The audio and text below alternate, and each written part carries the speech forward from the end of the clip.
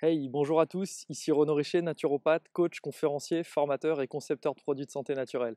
Aujourd'hui, je vous fais une petite vidéo en direct d'un parc parce que j'ai envie d'avoir vraiment l'esprit apaisé au moment de vous parler de ce sujet qui est un sujet très très tendu dans le monde de la naturopathie, c'est le sujet de la reconnaissance.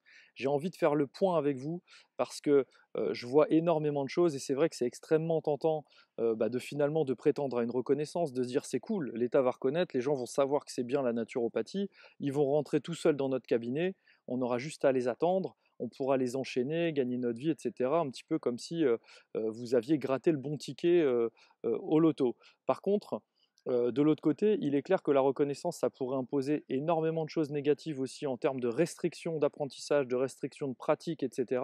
C'est pourquoi je ne suis pas forcément un grand favorable de la reconnaissance, je suis plutôt quelqu'un qui est favorable à la professionnalisation du métier et à la structuration du métier par ses propres membres et non pas par une instance extérieure.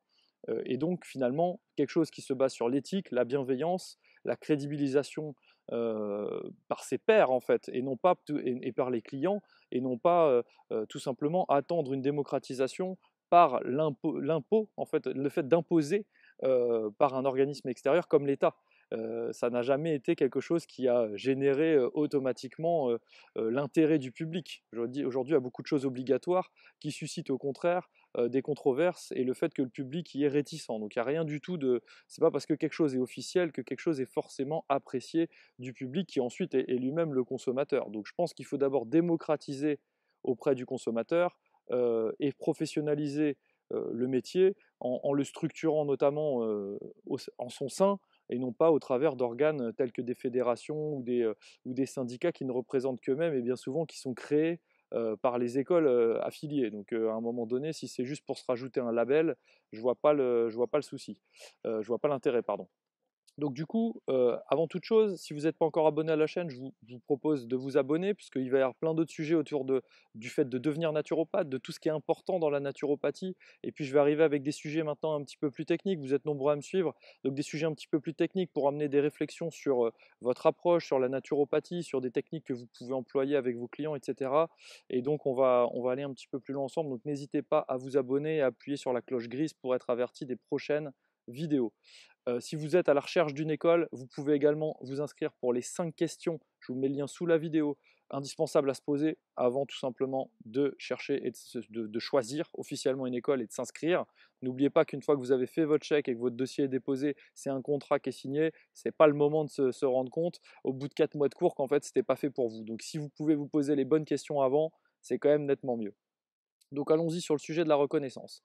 Il n'y a pas très longtemps, je discutais avec une personne qui m'évoquait avoir fait plusieurs portes ouvertes dans des écoles. C'était au travers d'un salon bio où je donnais des conférences, notamment sur le sujet de devenir naturopathe et d'en vivre. Et donc cette personne me disait, ouais, mais tu sais, aujourd'hui, c'est pas facile de choisir une autre école, c'est pas facile de choisir l'école qu'on veut finalement, puisqu'il existe que une école, d'après ce qu'on m'a dit, qui va être reconnue le jour où la reconnaissance va passer. Déjà, j'étais un petit peu surpris. Et elle me dit, puis il y a une seule autre école qui a obtenu le RNCP, une école de hier, et qui du coup probablement sera reconnue aussi. Alors déjà, je vais clarifier deux choses. Le RNCP, ce n'est pas une reconnaissance de l'État. On en reparlera si vous voulez. Maintenant, une école qui est RNCP n'est pas du tout garantie d'être reconnue le jour où la naturopathie sera reconnue.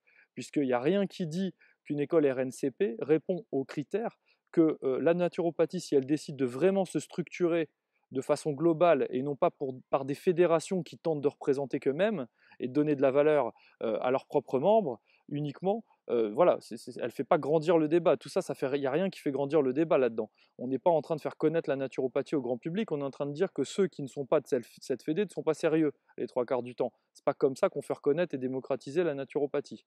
C'est en élevant le niveau d'exigence et en élevant le niveau de connaissance sur la naturopathie du grand public qu'on va leur donner envie de venir nous voir et qu'on va leur donner envie finalement de pouvoir les accompagner et d'aller dans une approche complémentaire comme la naturopathie qui est franchement extrêmement indispensable à l'heure actuelle dans un pays comme la France, où on voit une recrudescence de maladies chroniques, etc., qui probablement pourrait majoritairement être évitée si les gens faisaient attention à leur hygiène de vie. Donc on a du boulot, et ce boulot-là, pour moi, il passe pas par le fait de décrier une approche plutôt qu'une autre au travers d'une espèce de guerre politique des fédérations. Ensuite, au niveau de la reconnaissance, tout simplement, il faut quand même savoir une chose, c'est qu'aujourd'hui, aucune école n'est reconnue. Il n'y a rien qui dit qu'est-ce qui va être reconnu ou pas. Donc quand j'entends des écoles propagander sur le fait qu'elles seront l'école reconnue le jour où la reconnaissance passera, elles sont en train de mentir et hontément. C'est honteux de mentir comme ça aux gens et de les faire venir dans une école sur le seul prétexte que c'est elle qui va être reconnue. Mais où est-ce qu'on est là?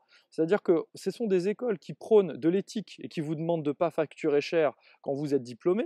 Ce sont des écoles qui vous font des milliers d'heures alors qu'on voit aujourd'hui apparaître des matières qui sont franchement que vous pouviez lire un polycopié de 50 pages en 2 heures chez vous, vous auriez fait 100 heures de cours. Donc à un moment donné, il faut arrêter. Il faut arrêter de mentir aux gens. Il n'y a pas d'école qui vont être reconnues plus qu'une autre. Il n'y a pas d'école qui vont être reconnues plus qu'une autre, parce qu'aujourd'hui, on vous dit, si on n'est pas à telle fédération, on ne sera pas reconnu.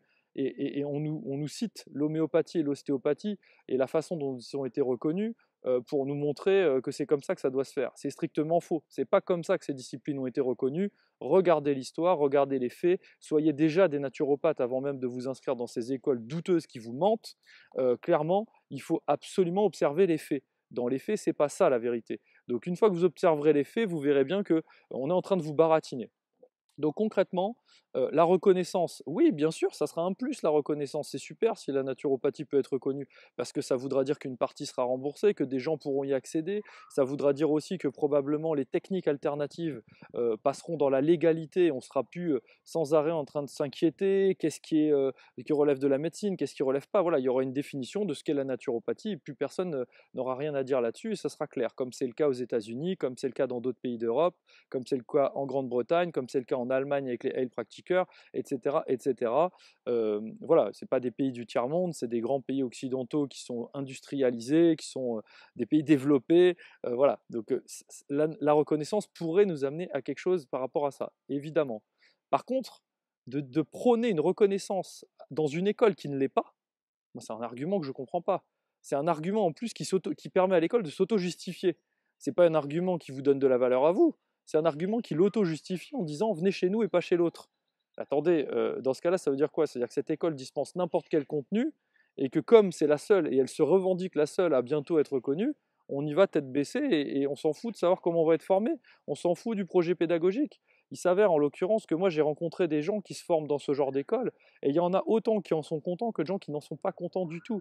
Donc je pense que c'est des écoles qui, plutôt que de passer du temps et de consommer de la salive à expliquer pourquoi c'est eux qui vont être reconnus et vous faire venir pour des arguments qui sont fallacieux, devraient plutôt consommer du temps à enrichir leur programme pédagogique de choses indispensables pour que vous puissiez en faire quelque chose derrière et devenir des naturopathes professionnels qui aident un maximum de monde. Voilà. Donc je ne jette pas la pierre, bah, c'est pourquoi je cite aucun nom. Par contre, je pense que vraiment, si vous avez reçu des arguments comme ça, et que vous avez eu l'occasion par hasard de filmer une porte ouverte ou quoi que ce soit, faites-moi passer l'information et je vais m'occuper de monter un petit dossier, puisque ça s'appelle d'une part de la concurrence déloyale vis-à-vis des autres écoles, et surtout, ça s'appelle un argument qui c'est un mensonge, ni plus ni moins. Donc c'est un faux argument. Je veux dire, quelqu'un qui vous vend une voiture, qui vous dit cette voiture, elle consomme 1 litre au 100, et en fait vous l'avez acheté pour ça, et ben en fait vous êtes en droit de faire annuler la vente, puisque c'est un argument qui est faux. Si on vous cache quelque chose qui est important, ou qu'on vous ment sur un détail qui est important, qui génère votre choix, ça s'appelle tout simplement de la concurrence déloyale, ça s'appelle tout simplement un argument, un mauvais argument, c'est quasiment du vice. Et donc là, vraiment, il faut absolument faire savoir ça et reclarifier les choses. Si cette école pense qu'elle va être reconnue, mais qu'en fait, elle le fait avec éthique en disant, bah voilà, moi je pensais parce que j'étais ci ou ça que j'allais être reconnu, bah excusez-moi, je ne savais pas, on m'a raconté des bêtises. Moi je suis pour le fait d'avoir un dialogue avec cette école et qu'elle puisse revenir sur ce qu'elle raconte si en fait elle fait une erreur qui n'est pas de son fait. Mais par contre, il faut arrêter de raconter des bêtises aux gens. Parce que quand on va vers une école pour une raison qui n'est en plus pas valable, imaginez-vous bien qu'à la fin, c'est des personnes qui vont pas aller au bout de leur formation. Elles vont tomber des nues quand elles vont arriver au bout et qu'en fait elles sont pas du tout reconnues. Et qu'en plus de ça, ce qu'elles ont appris, ça se trouve, c'est même pas ce qu'elles avaient besoin. C'était peut-être pas la bonne école. Elles y sont juste allées par sécurité. Et quand je vois des jeunes gens ou des gens en reconversion qu'on fait aller dans des écoles par sécurité, par un choix de sécurité comme ça, pour des critères qui sont même pas valables, à un moment donné, je pense qu'il faut, si on prône l'éthique et qu'on recherche une reconnaissance par l'État, il faut d'abord soi-même faire des choses pour mériter cette reconnaissance. Et ce n'est pas en montant dans ces arguments commerciaux qu'on va obtenir quoi que ce soit. Voilà, donc maintenant que c'est dit, si jamais ça vous a intéressé et que vous pensez, peut-être que la reconnaissance, bah, voilà, c'est quelque chose d'important et puis surtout que, bah, une école qui prône ça, bah, ouais, ça vous pose un petit peu problème. Est-ce que vous avez déjà eu ça comme argument? Faites-moi-en part dans les commentaires. Mettez un petit pouce vers le haut si jamais vous avez trouvé la vidéo intéressante, je tâcherai de vous en faire d'autres et puis moi, en même temps qu'il y a le coucher de soleil qui est en train de clairement m'éblouir la face, je vous dis jusqu'à ma prochaine vidéo. Portez-vous bien.